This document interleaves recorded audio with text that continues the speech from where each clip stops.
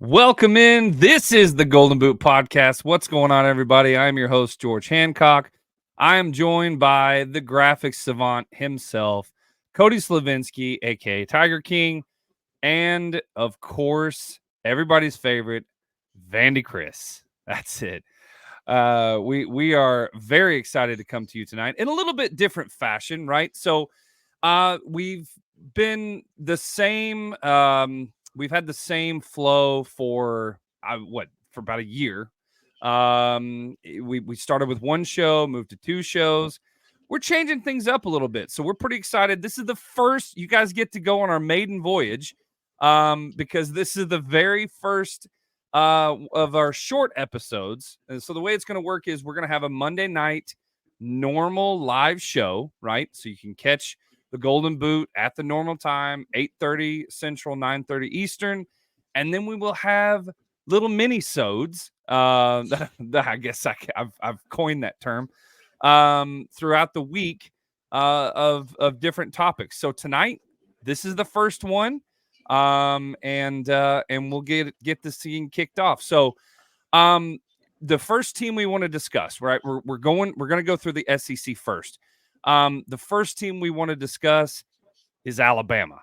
And Alabama finished last year really, really well. It was the signing off, so to speak, of Nick Saban, right? And so, take it away, Cody. I know you've got some definitely some good information on Alabama. Yeah, for sure. So Alabama finished 12-2 last year, fell short in the college football playoff. There was a lot of rumor talk early in the year of this is it for Nick Saban, which has been the same story for like 10 years, it feels like. And we saw a vulnerable Alabama last year, to say the least. They lose at home to Texas in a very it was a weird loss for them. A very uncharacteristic of a Nick Saban team. But then they bounce back. They go strong the rest of the season, make it to the playoff, and they meet Michigan and they go to overtime with them. And unfortunately for them, it didn't go their way. And that was it. And then it got a little bit quiet. And then some rumors started leaking that his daughter said he was retiring. And everybody's like, yeah, whatever. It's not true. Then other rumors about his daughter came out. And then next thing you know, we all wake up to the same thing. Nick Saban has officially retired, and blew my mind. I didn't know what direction they were going to go in. I didn't know who was coming in. I mean, there were so many names mentioned, but nobody truly knew. Obviously, Alabama went, they got their guy. Kalen DeBoer comes in, fresh off an appearance in the national championship with Washington, which says a lot because let's be real, no hate to Washington whatsoever.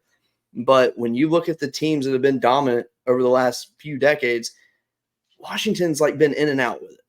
So seeing DeBoer leave and go to Alabama was not shocking because obviously if you're all for the Alabama job, it's hard to say no to it. But when you look at his resume, he doesn't last places very long. Right. He usually 2-3 years tops and he goes to another job. Obviously, I think Alabama's different.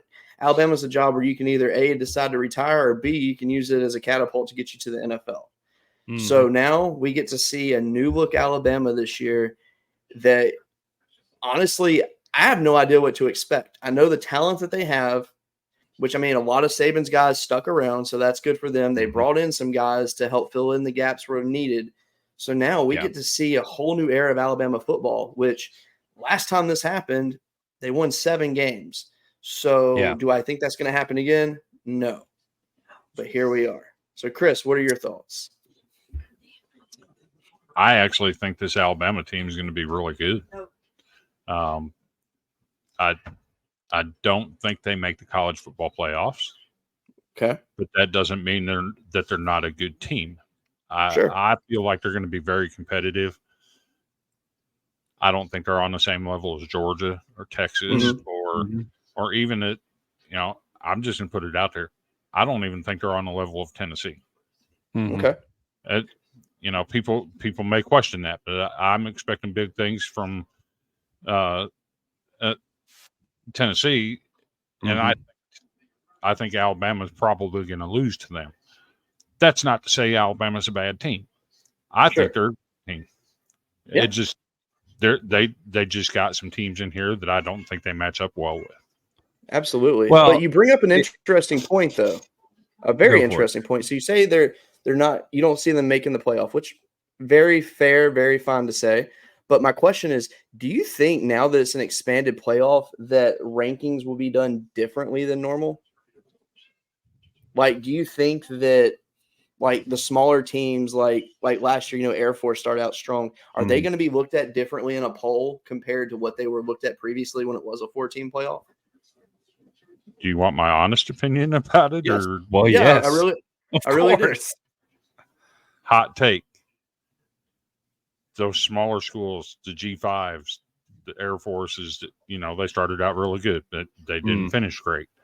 The UTSAs that go 12-2, the Boise States that go 11-1, 12-0, whatever, they're not going to get the love. This is going to end up being the same thing it's always been, where the little guy is left out. Gotcha. They have to put it. They have to put a G5 school in there. Sure. But rest assured, that's all that's getting in there. It's not going to change anything. That is such a shame too. That all these teams have to fight for one spot. I mean that exactly. Yeah.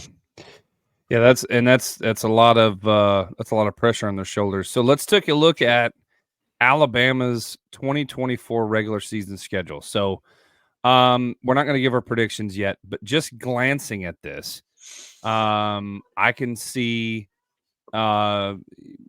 basically here's the thing. If you know anything about Alabama fans, which I know quite a few. I know one in particular that is like die hard, will die in an Alabama coffin type Alabama fan. 9-3. If they go 9-3, the ceiling will be on fire. Absolutely. Bryant Denny may go up in smoke if they go 9-3. Because Alabama fans are so used to. Josh Pate put it very eloquently. They are trust fund fans. They're trust fund generation fans because they weren't around. They weren't around when Alabama was barely winning 7 games. They weren't around, especially if anybody below the age of 30. No, they've seen nothing but Alabama dominance up until a few years back, and when Georgia, kind of took that role with Kirby Smart. But yep. If they go 9-3, 8-4, I mean, you're liable to see a collapse of just epic proportion in the state of Alabama. I mean, absolutely, because this schedule sucks. I actually disagree with that. I think a 8-4, 9-3 season is going to be just fine for them. Well, sure, yes, we as non-Alabama fans will agree with that. Absolutely. 9-4 or 9-3, 8-4 season would be great. As a diehard Alabama fan, though, I'm telling you right now, if they go 8-4, 9-3, they're going to be distraught. I mean, to be fair, the first loss, there will be fans calling for the job of Kalen DeBoer. Let's just be real. Right. Just trust me. My significant other is an Alabama fan, and I'm not getting that vibe from Alabama fans. I'm just not. I will say that I do see that side actually, because obviously me living in Alabama, I see nothing but Alabama fans on a daily basis, and their mindset is a lot different this year, and it's kind of weird to me though. Like I've seen, but it's kind of split. So I've seen some that are like, he better come in and just keep it going. But then I've seen some like, honestly, I just looking at it, I think we're probably going to drop a few, and like they're just kind of chill about it. I'm like, like it's like a bizarro world we're living in. But I mean, when you look at the schedule, the worst part though is having to go on the road to Camp Randall. I mean, you have Georgia at home, then you have to go on the road to Vanderbilt, then you have South Carolina at home, but then it gets bad because then you have at Tennessee, home against Missouri, at LSU, you get a breather with Mercer, then you go to Oklahoma. That right there, that is an interesting trip. I don't have an opinion on Oklahoma the yet. Iron Bowl. Yeah, I don't have an opinion on Oklahoma yet, but let's be real. First time traveling there as a conference rival, yeah, that's going to be intense. That is going to be a fun atmosphere there. Yeah, I mean, I can see 9-3, 8-4 as a possibility. That's not my official prediction, but sure. Just looking at the schedule, it's very likely. And I'll agree. I have heard some sensible Alabama fans that are like, well, I think we'll drop a few. But will they say that next year? No.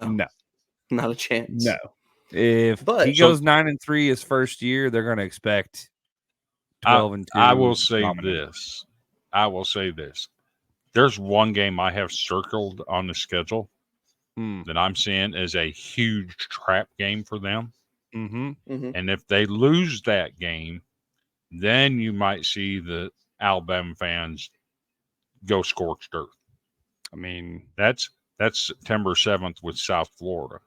South Florida gave them everything they could handle last year, and that was one of the weirdest games of the entire season.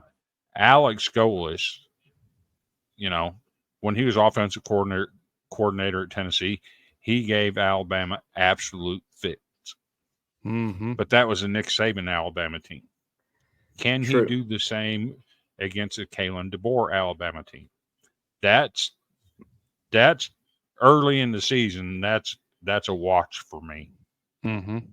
Absolutely. Well, and here's the thing. I mean, well, and my mind goes to this. Okay. We've said this before on the show. You never want to be the guy to come after the legend. You want to be the guy that comes after the guy. Yes. And here's the thing. I know that there is nothing but pressure on Kalen DeBoer's shoulders. Like, that much is evident. There's no way to not think that. And I would hope that there would be some realization that, hey, this guy is not going to be Nick Saban.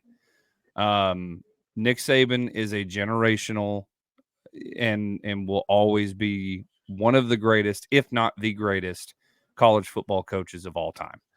And my question to both of you is, will the absence of Nick Saban change this team's dynamic so drastically that it's almost like a distraction this upcoming year?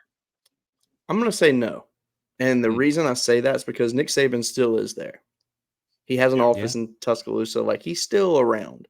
Obviously, his players are going to go to him for advice still. I know for a fact that's going to happen. So I think that there will be a type of change, but I don't think it's necessarily going to be a negative. So I think the biggest thing you're going to see really is you're either going to see a team that just comes together and clicks instantly and buys in, or you're going to see a genius move by a coaching staff that understands, hey, these players are used to this style of offense. We need to cater to what they're good at and evolve it together. If they can do that, this Alabama team is very scary because they got some dudes on this team this year. Yeah, well, let's go down the starting lineup. So you both have the rosters pulled up. Sure.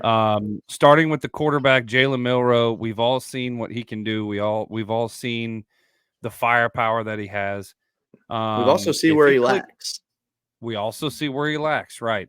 Now, and that's the thing, is Kalen DeBoer more catering towards his style of quarterback? We'll see. That's a good question because he's not Michael Penix. No. I mean, there's not really any comparisons in the two. No. I mean, really, I cannot think of hardly any comparison of them because, I felt like, honestly, I think that Milroe has a good arm, but until he improves on that deep ball, nothing matters. But see, the thing that saves him this year, though, is he can hand that rock off to Justice Haynes. And Justice Haynes is a dude. He is big. He's fast. And honestly, he might actually be one of the breakout stars in the SEC this year. There you go. Yeah, I mean, I've actually got a different breakout star for Alabama this year. Okay. Go for it. Ty Simpson. Yeah. I will not disagree there because Ty Simpson actually fits the style that Kalen DeBoer runs a lot better. Yes. Yeah. Very much so. And if Jalen Milroe starts to struggle, what can Kalen DeBoer do with Ty Simpson? We know he's talented. We know he can run. We know he can throw. What can DeBoer do with him to get him to the next level where he can take over an Alabama team and say, this is my team? Yeah, I mean, it would be a very unlikely scenario because I feel like Jalen Milroe is going to be the guy, and I feel like he's going to be able to command the team and pretty much pick up where he left off at the end of the year. But if he struggles in that offense, or injuries happen. Sure, he's been hurt before. Sure, been dinged up a little bit. What happens if he gets dinged up or he struggles in the offense? How quick do you pull that trigger? Right. Good point. Because, I mean, the South Florida game is where Ty Simpson got to play last year. And then, going to Camp Randall, if they drop a game early in the season, I feel like if it's because of the quarterback play, that job's wide open. Yeah. And to be fair, Milroe technically isn't guaranteed the starting job at this point. No, of course. I mean, nobody is. Because right now is when they're going to decide that. Because, just because he's the most experienced, it's presumed. So let's get through this roster. So we know he's got running back talent around him in the backfield. That's going to help him tremendously. We know he can run himself. Receivers, right? He's got to have weapons. So what does Alabama bring in as far as that goes? You got Kendrick Law, you have Kobe Prentice, both of those are juniors, but then you have a transfer coming in, Jeremy Bernard, who actually played at Washington and Michigan State. So, I mean, there is some talent there, but then you have to really go a little bit deeper when you have the huge prospect of Ryan Williams, who was a 5-star receiver. Everybody wanted him. Kenny the Eagle said, we're getting Ryan Williams. We're getting Ryan Williams. Every day. Well, Ryan Williams is on the Crimson side. And I could see him actually having a breakout season if he clicks well with the quarterback, whoever that is, which, I mean, I'm going to just assume Milroe at this point. But if them two click, I could see him getting in that starting lineup because that's the one area that Alabama has lacked in the last few seasons is at wide receiver. For some reason, they have just not had that guy. Right. And, I mean, and I'm probably going to be wrong on this, but wasn't their last good receiver Jamison Williams? I mean, they had, I guess. I mean, they've had fine receivers, but they've had drop issues. I mean, Jermaine Burton was nothing special. I mean, he can punch a Tennessee fan in the face on the field, but I mean, realistically though, I mean, Jermaine Burton, I'm no hate to the guy, but he just never impressed me. I feel like at Georgia, I feel like he was like missing something. And then he comes to Alabama, fresh start, and I felt the same thing. I felt like there's something missing in his game. And maybe I'm wrong. But there's something. I don't think you're wrong there. I don't think you're wrong there. His route running is suspect. Go ahead, Chris. What were you going to say? So it's interesting. He brings up Kobe Prentice and Kendrick Law. Right now, I'm checking up on their practices and everything. Right now, Jeremy Bernard and Emmanuel Henderson Jr., they're dominating in the practice with Kobe Prentice, Kendrick Law, and Ryan Williams coming up behind them. Really? So it's not even a given that Prentice and Law are going to be the guys. Yeah. Interesting. That brings up an interesting point because Kalen went out and got a bunch of transfers. And this might be, now don't quote me on this. So if you're an Alabama fan and I say this wrong, don't string me up by my toenails. But would this be considered the most, basically the Alabama team with the most transfers on it? because I feel like Kalen went out and got a lot. And I know that there was, some transfers when the transfer portal first started or whatever, but Nick primarily stayed with his guys. I mean, there were some transfers that came in. There was a lot that went out that couldn't play immediately. And there's a big question mark because there's a lot of guys that Kalen brought in, right? But can they gel together as a team? Just because you have success somewhere else doesn't necessarily mean that you're going to gel together and have that cohesiveness that you need for a team. So, yeah, you're looking about 12 transfers on the team this year. Yeah, so but we have not 12 all of them guys. Well, I think 1 or 2 of them had come in during the Saban era, though, so they're not like new transfers. Okay, so 10 or 12 guys, and Kalen did go out and get some guys. So, it is a question mark. It's how are they going to gel with the Nick Saban players? You got two totally different coaching styles.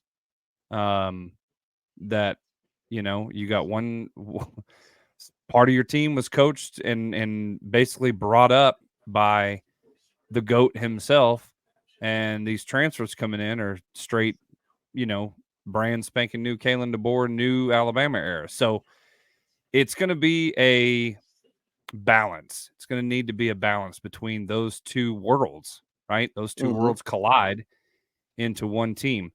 Looking at Alabama, I know we're staying in the offense.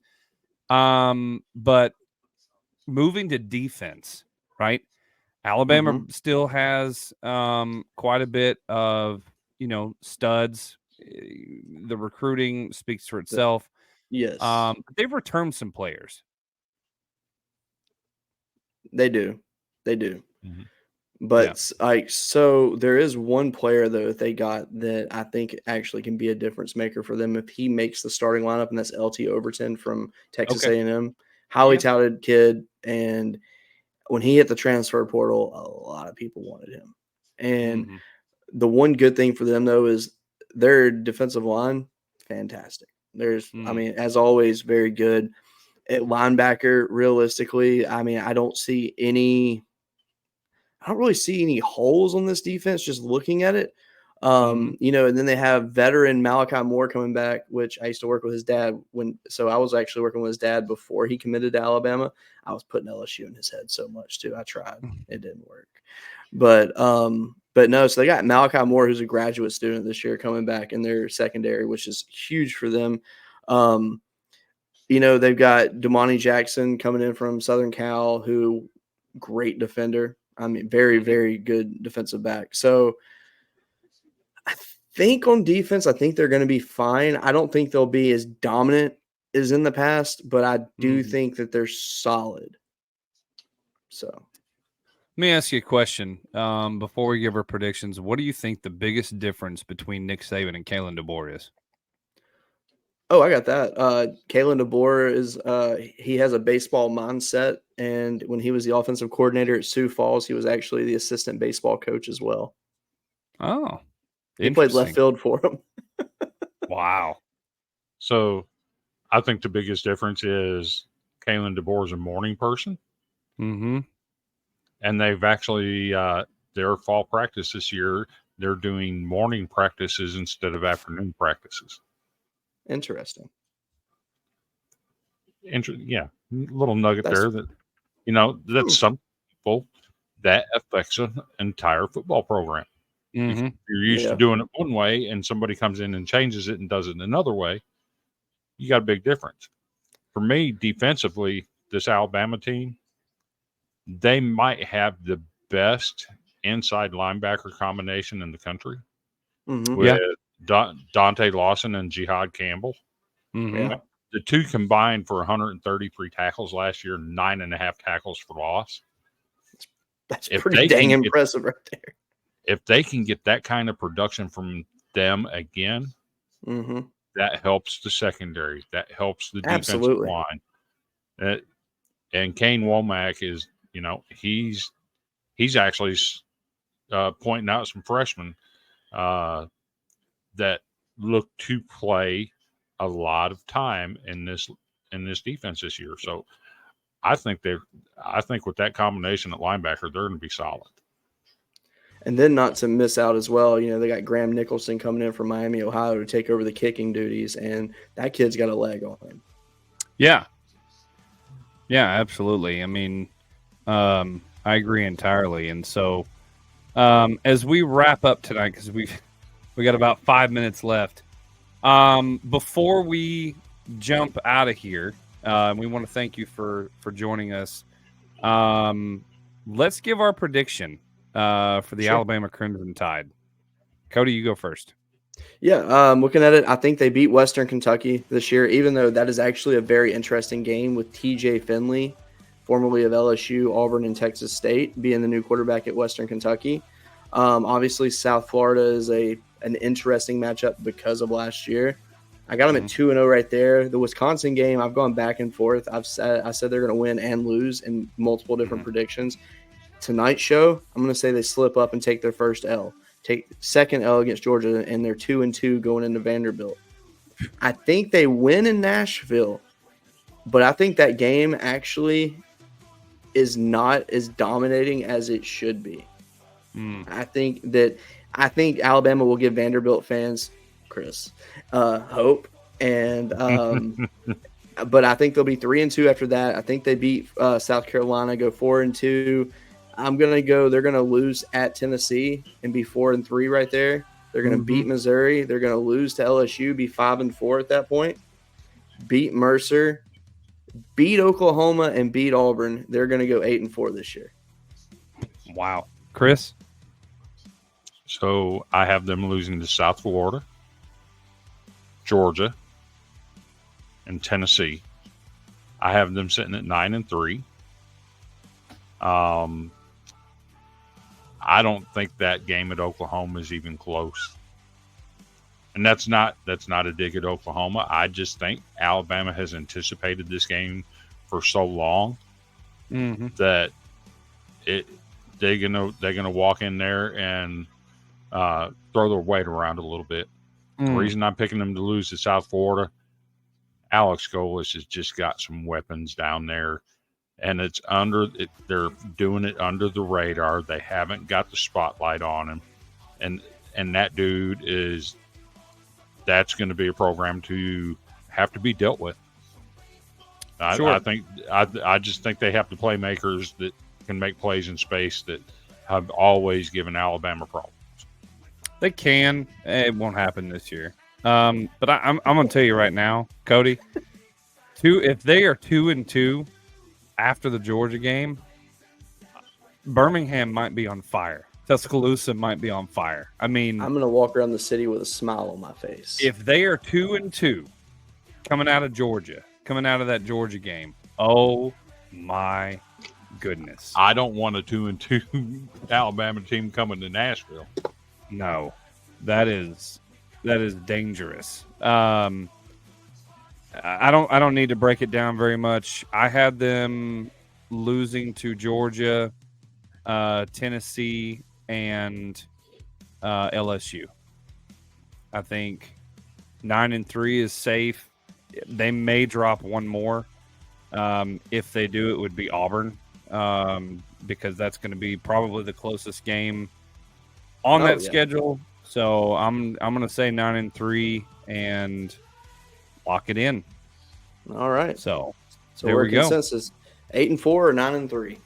8-4, 9-3. We appreciate you guys so much for tuning in. Hey, make sure you tune in to the live show. Those are Monday nights, 8:30 Central, 9:30 Eastern. So don't miss out on that. We appreciate you guys so much. Stay golden. We will see you next time.